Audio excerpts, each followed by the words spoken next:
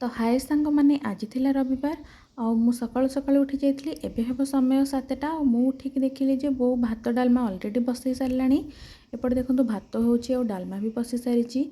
तो मु भाविली तरकारी आज सोयाबीन तरकारी करी तो मु सोयाबीन को ये सिझाई रखी बास टिके लुण हलदी पकईकी तापर सिझीगला दुई तीन थर धोई देती भल कि आधे पकई देती सब प्रकार मसला गुंड जमीक जीरा गुंड धनिया गुंड हलदी लुण लंका गुंड आउ तेल रे भल से छाणी जमीक तार कड़ा गंध सब पलैब।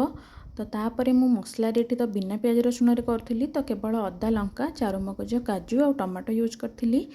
तो एसबू मसला को बाटिकी सोयाबीन को छाणी सारिबा परे मु तरकारी करबा आरंभ कर देथिली। सेपटे बो बारीटू जाइकी भल कौलिया कौलिया सजना शाग आनिथिला ताको बाछिबारे लागी पड़थिला।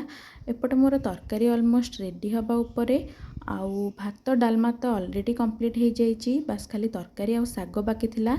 एई देखंतु डालमा हो जाइए तरकारी हो जाइए भात भी हो जाइए बो ये शाग करुथिला आउ मु ये भात डालमा आउ तरकारी पैक कर सारी। किछि समय भितर शाग भी रेडी हो गला आउ शाग भी पैक हो गला। तापर मुझे टिके बाहर बुली कहीं आपण मानकर भाई को मु वेट करी।